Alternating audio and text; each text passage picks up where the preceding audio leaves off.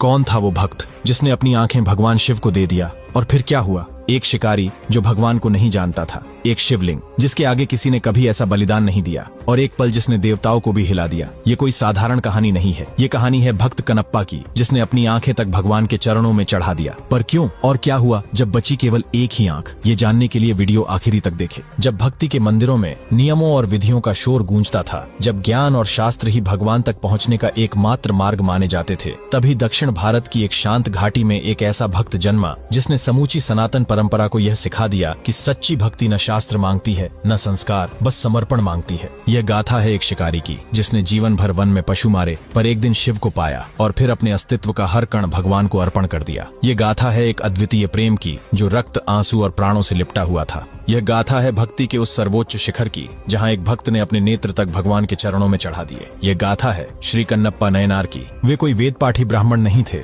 न किसी मंदिर के पुजारी। वे थे एक आम शिकारी, पर जब उनका हृदय शिव भक्ति में डूबा, तो उन्होंने समस्त संसार को यह सिखा दिया कि भगवान हृदय से निकली पुकार सुनते हैं, न कि परंपरा से बंधे नियम। जब विद्वान पंडित हतप्रभ खड़े रहे, तब कन्नप्पा ने जो किया वह साक्षात शिव को भी व्याकुल कर गया। कन्नप्पा नयनार ने कभी भी पवित्र ग्रंथों का अध्ययन नहीं किया था, फिर भी उनकी भक्ति का गुणगान कई पवित्र ग्रंथों में किया गया है। उन्हें शिकार करने और मारने का प्रशिक्षण मिला था, लेकिन अपने भगवान के प्रति उनका प्रेम अद्वितीय था। सुंदरार, मणिकवचकर, नक्कीरर और कई अन्य महान भक्तों और विद्वानों ने इस साधारण शिकारी की सरल और विशिष्ट भक्ति की प्रशंसा की। उस दिव्य प्रेम को जिसे उन्होंने भगवान शिव के प्रति व्यक्त किया, शब्दों में वर्णन करना कठिन था, और उसकी कल्पना मात्र से ही भक्ति के उच्च स्तर तक पहुंचा जा सकता है। कन्नप्पा, जिन्होंने परम ज्ञान में निपुणता प्राप्त की, पोथप्पी नाडु राज्य के उडुप्पुर गांव के निवासी थे। यह गांव सुंदर पहाड़ियों से घिरा हुआ था, और प्रकृति ने इस भूमि को हरे भरे जंगलों से समृद्ध किया था। गांव में शिकारियों का राज था, और चारों ओर शिकार किए गए जानवरों की दुर्गंध और जाल की छवि फैली हुई थी।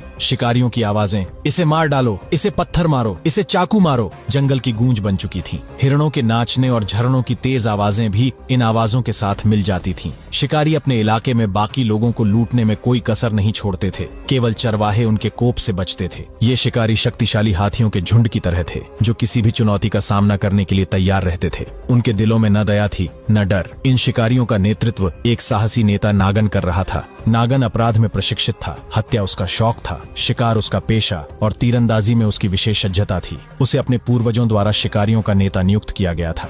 नागन ने अपने पिछले जन्म में महान तपस्या की होगी, क्योंकि वह जल्द ही भगवान शिव के सबसे महान भक्तों में से एक का पिता बनने वाला था। उनकी पत्नी थाथथाई भी धनुर्धारियों के परिवार से थीं। नागन और थाथथाई को लंबे समय तक कोई संतान नहीं हुई। जब संतान प्राप्ति के सभी प्रयास विफल हो गए, तो उन्होंने भगवान की शरण ली। जब कोई आशा नहीं बचती, तब नास्तिक भी भगवान पर विश्वास करने लगते।